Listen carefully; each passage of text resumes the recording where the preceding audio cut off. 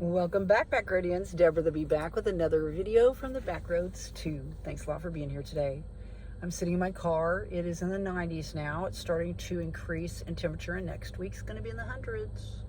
So I thought I would do a video today. You might hear the car cycling, but that's just the way that it is. I thought today that I would speak about living this lifestyle and how sometimes people can handle it mentally and other times they can't. And I'd have to say that I've been on a mental roller coaster, an emotional roller coaster, since the beginning of my journey, let's say, here on the Backroads. But I met a woman within this last week, and it was through some friends from work. And she had an opening in this house that she was renting. It was this big house that used to have a pool in the backyard, and it's supposedly a really nice house. The rent for the room and the sharing of the common area was pretty affordable considering what the rent is in big cities and such. So it kind of came on really quickly. It wasn't something that I sought out, but it was just an opportunity that presented itself. And I literally, I kind of more or less put it in neutral, let's say. And I was like, hey, because they were going to evict someone, I guess, there. And I didn't know if it was for temperament, whether they didn't get along with people, whether they didn't have the money to pay their rent. I wasn't sure what the situation was. But I figured that I would let that play out. And I wasn't in any hurry. And it wasn't really anything that I was looking for. It was what some of my coworkers' friends assumed that I would want. Now, their take of my situation is different because of this woman that I met. Now, this woman that I met had lived in her vehicle, but her experience and her journey was far different than mine. And I mean, I can't say that I couldn't relate to her at some part or stretch or leg of my specific life journey as far as an Agassiz and as far as a nomad. But right at this moment, not even close. It's night and day as far as what she was conveying or her experience was. So I thought that I would talk about it because I met this woman and I'd never met her before. And she's kind of a spiritual woman, you know, and I honored that. I asked her a few questions about that. And then I asked her a little bit of questions about her journey, her experience living in or out of her vehicle. And once I started talking to her, she became very argumentative with me. And instead of coming at me in sort of the energy that I was coming at her with, which was one of positivity, from a light perspective, let's say, and not just like light as far as in heaviness, but light as in light and dark, you know. But she immediately went to the dark side, more or less speaking of dark experiences that she had, or that the world was dark and all this other stuff, which I would agree to a certain extent. I mean, in certain aspects, yes. When I see homeless people, you know, when I see people fighting or, you know, whatever, you know what I'm talking about. But as I spoke to this woman, she kept telling me that my journey here in Agassiz didn't teach me any lessons, that we didn't learn any lessons, and that we never changed, ultimately.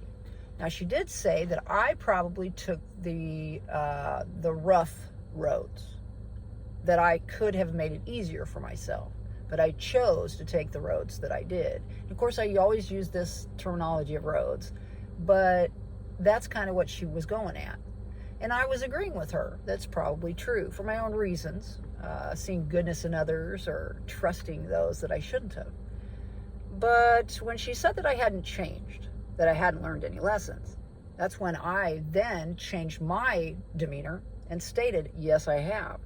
I understand what you're saying and I understand where you're coming from, and perhaps your journey's been different than mine. But I know me, and I've always been this way. And I know that one day I woke up and I felt different.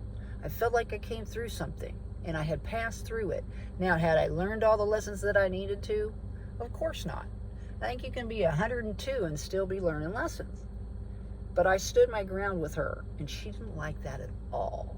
Not in the least. She stopped looking at me. And one of the things about connection, whether it's spiritual or just socially, eye contact is very important. Eye contact is the way you connect.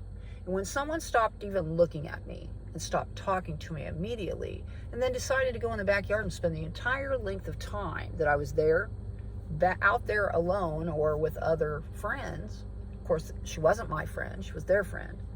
And then when she left, she was leaving without saying anything to me. So of course I said, very nice to meet you, have a good day, because that's the way that I am. When I leave work, I go to everybody and I say, hey, bye, have a good day or whatever. Not everybody's like that, but I am. And I'm the same way with my family as well. But after I inquired a little bit more about her past. Now, her experience in her car was far different than mine. And she was depressed all the time, negative. She saw it as a nightmare, that it was, I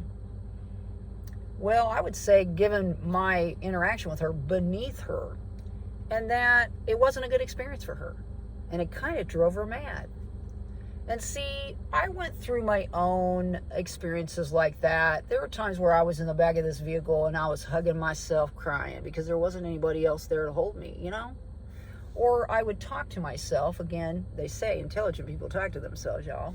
And talked my way through whatever the challenge was.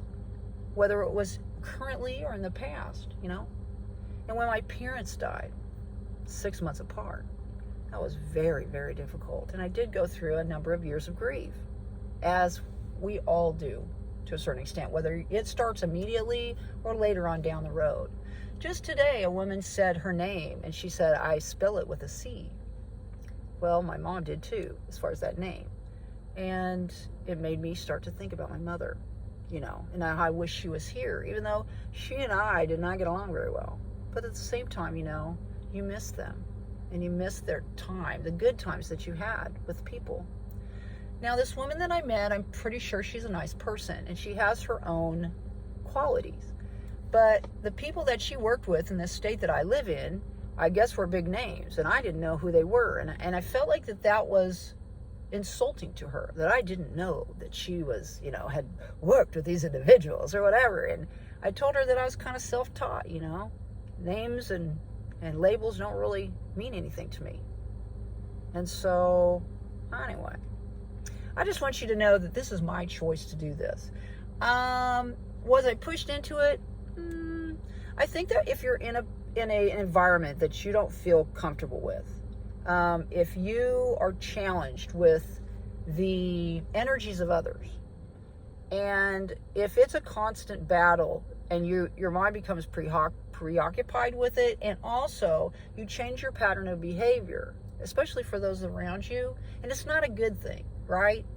You do it so that you won't have trouble, and I'm certain a lot of people can relate. Then you have to make a choice.